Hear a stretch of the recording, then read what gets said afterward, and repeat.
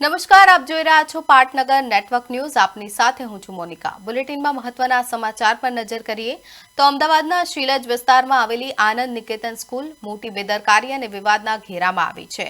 શાળામાં વિદ્યાર્થીને આપવામાં આવેલા ભોજનમાંથી કાચનો ટુકડો નીકળ્યો હોવાની વાલીની ગંભીર ફરિયાદ બાદ વાલીઓ અને વિશ્વ હિન્દુ પરિષદના કાર્યકરોએ શાળા પર પહોંચીને ભારે હોબાળો મચાવ્યો હતો. ઘટનાની જાણ થતાં જ ખોરાક અને ઔષધ નિયમન તંત્રના ઇન્સ્પેક્ટરે સ્થળ પર પહોંચી તપાસ હાથ ધરી હતી, જેમાં ભોજનમાંથી કાચનો ટુકડો મળ્યો હોવાની પુષ્ટિ થઈ છે. આ ગંભીર ક્ષતિ બદલ ફૂડ વિભાગે તાત્કાલિક અસરથી શાળાની કેન્ટીન બંધ કરાવવા નોટિસ પાઠવી છે અને ક્લિયરન્સ ન મળે ત્યાં સુધી કેન્ટીન સેવાઓ સ્થગિત રાખવાનો આદેશ આપ્યો છે.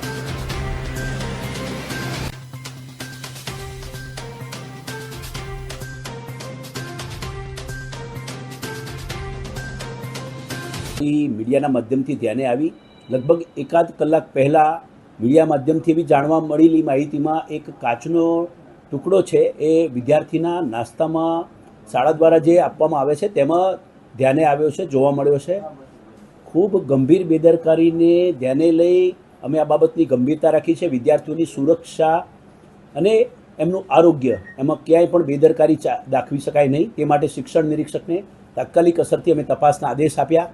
શિક્ષણ નિરીક્ષક દ્વારા સ્થળ ઉપર મુલાકાત લઈ ટીમ સાથે અને પ્રાથમિક અહેવાલ સુપ્રત કર્યો છે. તેમાં સ્પષ્ટપણે આ બાબત જે છે એની ખરાઈ સાબિત થઈ છે. એટલે કે કાચનો ટુકડો જે છે એ જોવા મળ્યો હતો, જેને ધ્યાને લઈ તાત્કાલિક અસરથી શાળાના મેનેજમેન્ટને મેં સોકોસ નોટિસ આપી અને ખુલાસો માગ્યો છે.